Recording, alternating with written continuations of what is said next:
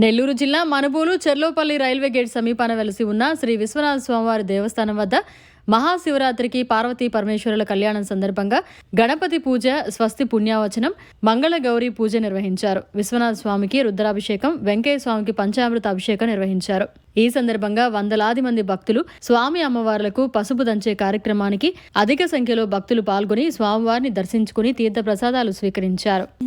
వాగర్ధావివ సంప్రౌక్తం వాగర్ధ ప్రతిపత్తయే జగదగ్నిధరం వందే పార్వతీ పరమేశ్వరం. ఈరోజు స్థానిక Manubolu Cherlopalli railway gate సమీపాన వెలసి ఉన్న శ్రీ విశ్వనాథ స్వామివారి దేవస్థానం వద్ద ప్రతి ఏటా శివరాత్రి కళ్యాణానికి ముందుగా గణపతి పూజ, స్వస్తి పుణ్యావాచనం, గౌరీ పూజ నిర్వహించడం జరుగుతుంది. ఈ గౌరీ పూజ నిర్వహిస్తారంటే ఒకానొక సందర్భంలో మందర పర్వతాన్ని వార్షిక విశేషత్వంతో చిరికినప్పుడు దేవతలు, రాక్షసులు అమృతం కోసం యుద్ధం జరిగినప్పుడు ఆ యొక్క నోటి గుండా విషం వస్తుంది. ప్రతి ఒక్కరూ కూడా ఆ విషయాన్ని స్వీకరించడానికి ఎవరు ముందుకు రారు. అలాంటి సందర్భంలో శివుడు తన శంఖంలోకి ఆ కాలకూట విషాన్ని తీసుకున్నాడు అన్నమాట.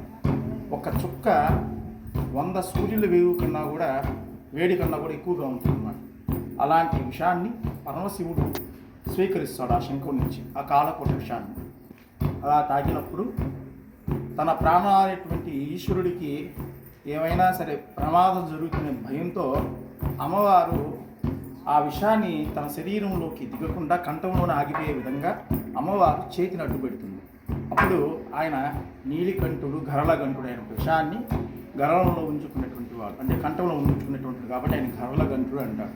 కాబట్టి ప్రతి ఒక్క స్త్రీ సౌభాగ్యంతోనే తన జీవితాన్ని కొనసాగించాలని కోరుకుంటుంది, తన జీవితాన్ని కొనసాగిస్తూనే ఉంటుంది. కాబట్టి ఈ మాంగళ్యాన్ని ప్రసాదించేటువంటి దేవత గౌరీదేవత కాబట్టి ప్రతి స్త్రీ ఈ గౌరీదేవి అనుగ్రహం ఉంటేనే తలలో పూలు, నుదుటిన గుడ్డు, కాళ్ళకు మెట్లు, మెడలో మాంగళ్యం, చేతికి గాజులు